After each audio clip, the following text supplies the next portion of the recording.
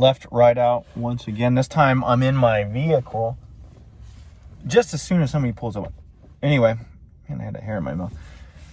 I haven't done a video in a couple days. I'm starting to do these like more than like 1 or 2 days apart just because of other things. But I've, as usual, paying attention to the markets, looking at that.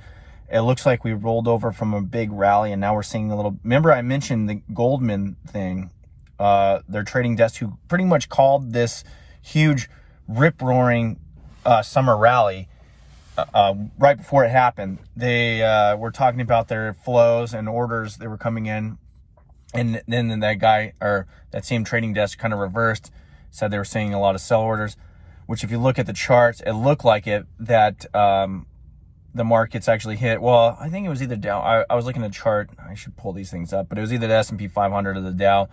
They hit the 200 moving average or hit a key average and then immediately rolled over. And I don't know where we go. I think we test. There's a couple of support levels and then possibly shoot down. It depends. Like I said, the markets now are basically pricing mechanisms of Fed policy. Like I'd say the vast majority of the trading action has a deal with Fed decisions, overall Fed policy, and then there's the element of just now this FOMO money, which is relatively new within the last couple of years. And we've seen that recently in Bed Bath & Beyond. It's the Wall Street bets people. And I wish I would have listened to them, to be totally honest, because I wouldn't be sitting here at the moment if I would have in a couple instances. But regardless, there is some of that where you have a lot of momentum chasing, regardless of Fed policy. But eventually, that in the relatively short period of time, that's slapped down because the overwhelming reality kind of sets in when it comes to that. Well, I always talk about the Fed balance sheet. It is retracting at this moment, so they must be either letting some. I didn't look at the balance sheet, so I don't know if they're letting things roll off or they're actually entering the market and selling treasuries or MBSs. I don't know what. I didn't really pay attention. I just noticed. I pulled it up because I like to look at it and see what the trend is. So they are doing something, as little as it might be. It went down and then some from last week, because remember, it popped up a little bit. It went down and then some. So it's a slow snail pace crawl QT, but it's happening, which is the essence of. It is a deflationary push. That is deflation. I mean, they're taking money out of the system. Will it compensate for the credit expansion from the consumers, or where we broadly refer to as fractional reserve banking, or just pure credit creation out of nowhere? So, will it overcome that? I doubt it, because it looks like people are, according to like Walmart and some of these other consumer-based, I guess it'd be discretionary, or I guess they're grocery stores. These things that have they touch every consumer. They're seeing utilization of credit cards. We look at the credit card, consumer credit numbers. Those seem to be going up as well. So those are inflationary. We also see things when it comes to rising prices. We're seeing supply destruction in certain areas. I brought up the food stuff. It was funny because I was talking about corn and other agricultural products just the other day, and there's a number of articles talking about really devastating corn crops. I just happened to notice it anecdotally, this summer, just looking at cornfields, and something that I've never seen. I've been around corn and a lot of crops, especially like sugar beets, corn, tomatoes, berries, and vineyards and whatnot most of my life, or at least been able to observe them. And I've never seen so many corn fields without actually producing corn. And I've talked to people, and there's multi tens of acres, if not, maybe upwards of 100 acres they're not producing cobs. So there's an interesting article as a bike goes by with his obnoxious exhaust. There's an article about the devastating corn crop. I've also brought up the Idaho farmers talking about reduction in yields in potato farming.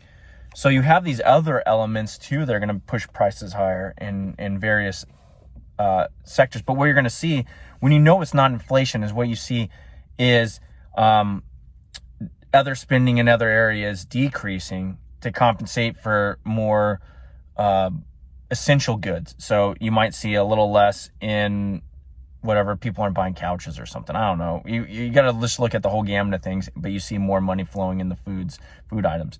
That's not inflation. Those are prices rising, yes, in certain sectors.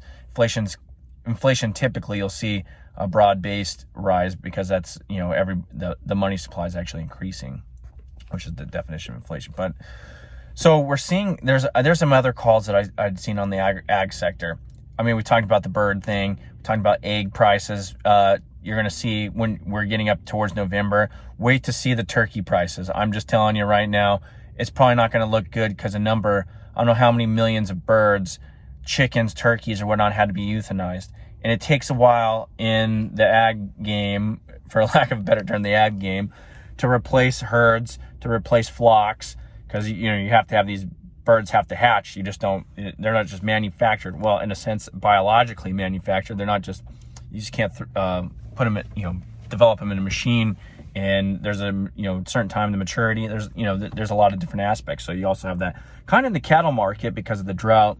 So you've seen recruitment levels kind of down in the cattle market. You've seen people selling in certain parts of the country, just trying to liquidate a number of head just to be able to maintain something, so not necessarily getting the best prices, even though the prices of meat are astronomical still. What else was I getting at? Oh, there's an article, and I didn't even get to really look into it, but it just goes along. I was just like, this is just what I thought when it comes to Trump's raid. I guess to get away from the markets, because the markets are what they are. We know that things are disconnected in various degrees. The housing market's blowing up. But anyway, the Mar-a-Lago thing, and I've suspected this is like any big raid like that, or is going to be approved not only by the head of the FBI, but it's going to be briefed to the president. So I believe that I think there's more information coming out that he was actually Biden's team was in the know on what was going on there and what was about to happen, and with no real objection. But the more I look into this, it seems like it was such a haphazard, and the way the media is framing is totally off base, because it seems to me like almost every president has a lot of these documents, and the president has a huge amount of discretion when it comes to classification. But anyway, it has a lot of these documents, and even the Trump team was working with the National Archives and I believe the DOJ on holding this. And I usually, from my understanding, is these things are usually transferred into like a presidential library or whatever Trump was going to do for himself, which I'd imagine he'd probably build himself a really nice library or some kind of facility, and house some of this stuff. And I don't know. But all I know is it's a lot to do about nothing, in my opinion, because it seemed as though they were kind of dealing with the DOJ and whatnot in the past over months, and then this is kind of unwarranted. It kind of goes along the lines with the Roger Stone and raid, and kind of these weird, almost haphazard, grandstanding events. What else was I going to say about that? But it's a double standard. And we're starting to see people just completely lose faith and realize that there's a two-tiered justice system, and that if you're Hillary Clinton, you can have tens of thousands of emails, which are essentially documents, and with various classifications, actual people cutting off the classified area on the document, them destroying hard drives and Blackberries with various software, and then actual physical hammers, when knowing that they're going to have to produce this type of evidence, to possibly an investigator of some sort. So, that shows that they actually knew what was going on, that they were doing something bad. Not to mention, if you remember the Clintons and one of their minions getting caught with documents down his pants. Clinton was caught with some stuff. And who knows how many documents Obama has and whatnot. But that's just off the top of my head. I'm not even looking into it. I just remember some of this stuff. And it's pretty crazy. And nobody bats an eye. And we always wondered, why didn't Clinton get even looked at, and Trump promised that he was going to do something about that, and nothing happened. But then this happens, and you're wondering, okay, did we cross a Rubicon here? Did this now allow for, well, one, what it does to me is, like, even if you wanted to hold like a Clinton accountable, now it almost seems political. Like before, if you'd have done it like a Clinton who wasn't president, she was just holding a higher office, like a billeted position, State Department doing this stuff, or even if she's in there. But it was one thing, because it was pretty clear to the American people that something wasn't right, that somebody, messed up. Now, whether, I mean, it's pretty obvious that Clinton had knowledge of it. She was utilizing this stuff, but one could argue, and if there was a grand jury to look at this stuff, that maybe there was somebody else that was more on point to this, or maybe they've thrown out somebody, but nobody really looked into it that hard, and nobody's been held accountable. Nobody's really had to question anything.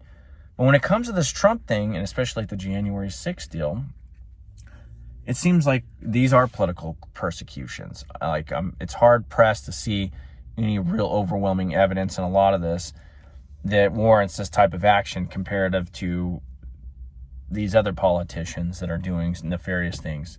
Oh, on that note, Paul Pelosi, if you haven't seen that video, excuse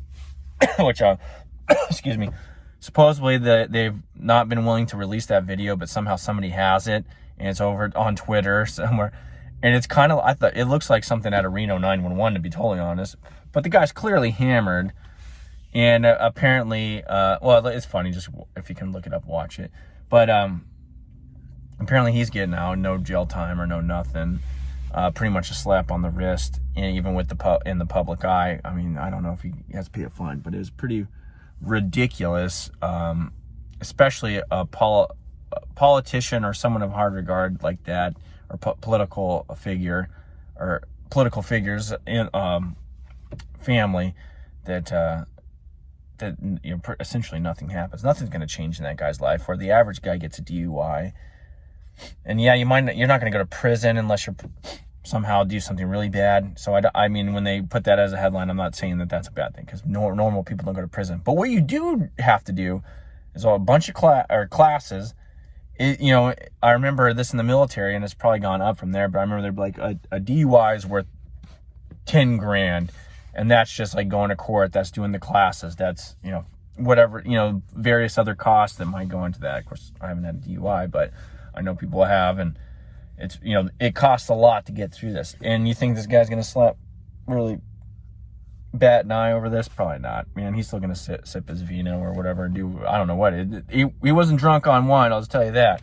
It didn't look like it. Anyway, just rules for thee and not for us, not for the whatever. I mean, we can, we go into the whole COVID thing. You can see all that. That's all over the place. I think that's about it for today. I mean, I'm just watching the markets. And then I guess on that regard, I always bring up the bond market. You had the 10-year shoot up past 3%. You had the 2-year had a really horrible auction. Which these all could, the Fed is not in there as to the same regard as it was. There's actually a little bit of, I would say, discretion or whatnot. They're actually rolling some of their stuff off, so you watch their balance sheet. That's one of the reasons I do. It's, kind of gives you a little bit of insight about how much play they are having in the in the debt markets. But there's a lot of disconnect, and we can actually go into some of the mechanisms of the market and the disconnect between that and a lot of the bonds, especially some of this FOMO money going in there. And you look at those companies that are skyrocketing up, like a Bed Bath & Beyond, but then I think it's Bed Bath & Beyond, they had that. But then you look at their corporate bonds and how they're trading, and there's a lot of disconnect there.